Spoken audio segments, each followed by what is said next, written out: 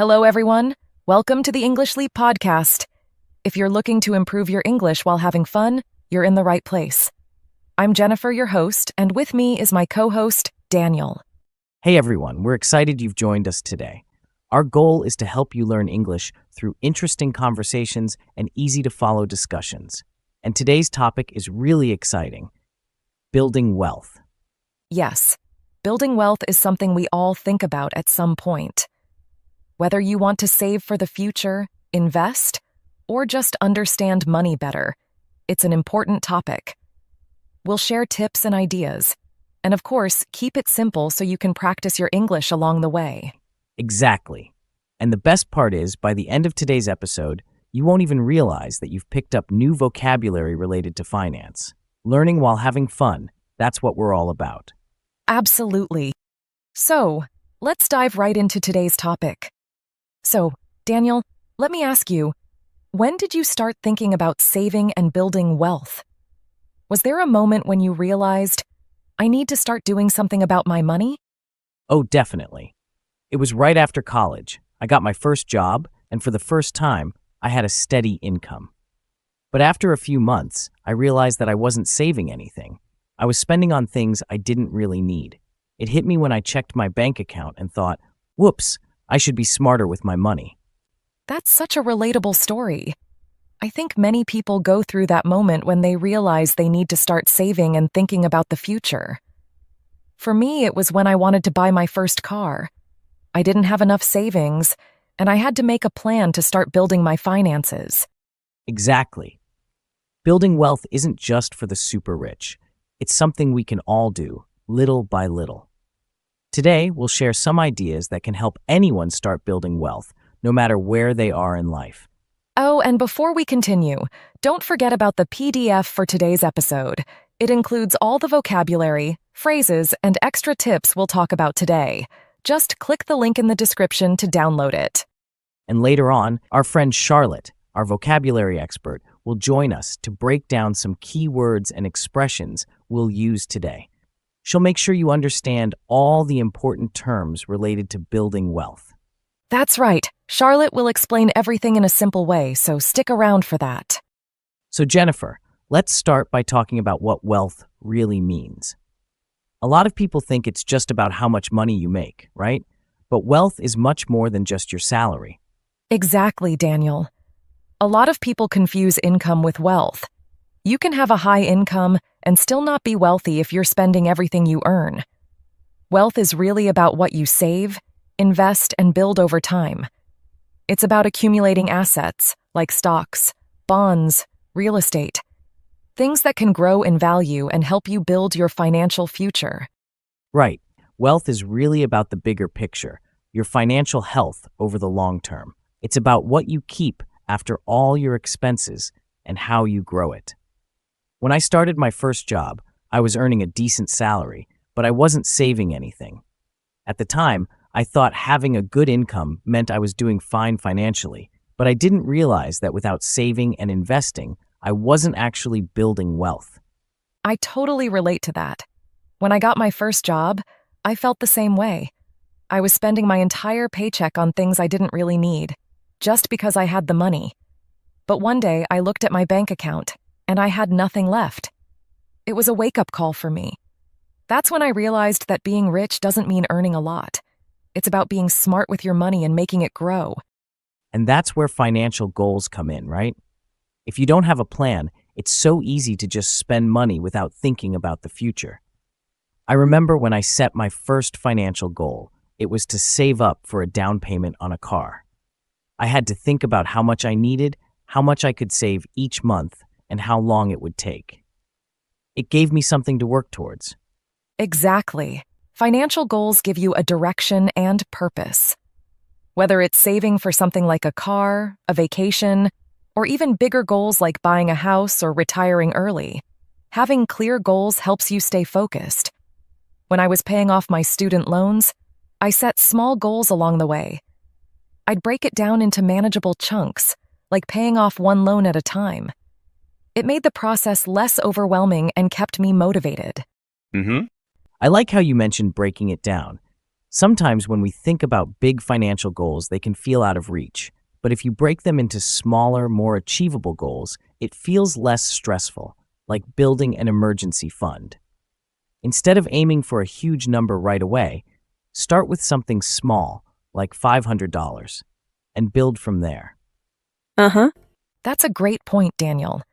It's like building wealth brick by brick. And once you have those financial goals in place, one of the best ways to grow your wealth is by investing. Saving is important, but investing is how your money starts working for you. There are so many ways to invest: stocks, bonds, mutual funds, real estate.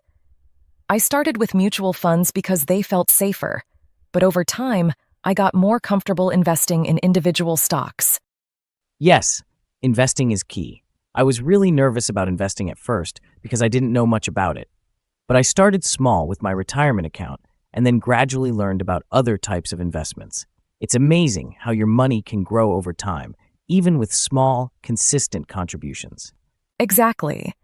And speaking of being consistent, one thing that can really derail wealth building is debt. I've seen so many people struggle because of credit card debt. It's easy to fall into, but hard to get out of if you're not careful. Managing credit wisely is so important. Oh, for sure. I learned that lesson the hard way. When I first got a credit card, I didn't really think about the interest. I was just swiping it left and right. But then the balance kept growing, and I was only paying the minimum each month. The interest added up so quickly that it took me years to pay it off. Now, I make sure to only use credit when I know I can pay it off in full by the end of the month. That's a great habit to have. Credit cards can be useful, especially for building your credit score, but only if you manage them carefully. Paying them off every month and avoiding high-interest debt can really help you stay on track with your wealth-building goals. And speaking of staying on track, that reminds me of another tip: automating your savings and investments. When I first started saving, I'd often forget or feel tempted to spend the money. But when I set up automatic transfers from my checking account to my savings and investment accounts, it became a lot easier. I didn't have to think about it, and my wealth was building in the background. Uh-huh. Automation is such a good idea. I've been doing the same thing, and it's amazing how much of a difference it makes. You don't even miss the money because it's already out of your account. Plus, it keeps you consistent with your savings goals. So Jennifer, we've talked about the importance of managing credit and investing, but there's another simple principle that can make a huge difference: living below your means. It sounds easy, but it's not always simple, right? Definitely. Living below your means is the foundation of building wealth. It's all about spending less than you earn. The problem is, in today's world, with online shopping and credit cards, it's so easy to overspend without even realizing it. I remember when I got my first raise, I thought I could treat myself to a few luxuries: new clothes, a nicer car. But after a while, I realized I was just spending more instead of saving. I've been there too. It's tempting to upgrade your lifestyle every time your income goes up. But that's where the trouble starts. You end up with lifestyle inflation, where your expenses grow as fast as your income. That's why living below your means is so powerful. If you earn more but keep your spending low, you can save and invest the difference. And that's how wealth grows. Exactly. It's not about living like you're poor. It's about being smart with your money. For example, instead of buying a new car every few years, I decided to stick with my reliable old car and invest the money I would have spent on a new one. Over time, those savings really add up. That's a great point, Jennifer. And another thing that really helps with wealth building is having multiple streams of income. You don't want to rely on just one paycheck. I started a small online business as a side hustle, and it's been a great way to bring in extra income. It also feels good knowing I'm not putting all my eggs in one basket. Oh, absolutely. Relying on just one source of income is risky. If something happens to your job, you're in trouble. But if you have multiple streams of income, you've got a safety net. I know people who have rental properties, invest in the stock market, or even do freelance work. There are so many ways to earn extra money these days. I started doing freelance consulting on weekends, and the extra cash helped me pay off debt faster. That's awesome. Having more than one stream of income gives you more security, and it also speeds up your wealth building. Plus, with technology these days, starting a side hustle is easier than ever. Whether it's selling products online, freelance work, or even passive income like investments, there are so many opportunities. Exactly. And what I've learned is that once you start seeing the benefits of having multiple incomes, it motivates you to think bigger and look for more ways to grow your wealth. It really ties into the mindset you need for wealth building. Right. Your mindset is crucial. I always say, building wealth isn't just about numbers, it's about how you think. If you believe you can grow your wealth and stick to your plan, you'll be more likely to succeed. But if you're always thinking, I'll never have enough money, or this is too hard, you're putting up mental roadblocks. That's so true. Your mindset can either help or hurt you. I used to think that wealth was only for rich people. I thought it wasn't something I could achieve. But once I started learning about personal finance and set small goals, I realized it's possible for anyone to build wealth, no matter where you start. It just takes time and the right habits. Yes, having a growth mindset is key. It's about believing that you can improve your financial situation over time, even if it seems slow at first. You have to stay patient and keep going, even when it feels like you're not making progress. Building wealth is a marathon, not a sprint. Exactly. And I think another part of having the right mindset is not being afraid to take risks. Investing, starting a side business, or buying property all involve risks. But if you don't take calculated risks, it's hard to grow your wealth. The key is to educate yourself, start small, and make smart decisions along the way. Totally agree, Jennifer. And I think it's important to mention that mistakes are part of the journey too. Sometimes you'll make a bad investment or lose money, but that's okay. The important thing is to learn from those mistakes and keep moving forward. That's how you build a solid financial foundation over time. Now, before we wrap up, let's bring in Charlotte for the vocabulary breakdown. That's right. Charlotte will explain some of the key words and phrases we use today. Thanks, Jennifer and Daniel. Hi again, everyone. Let's go over a few keywords from today's conversation that can help you improve your English.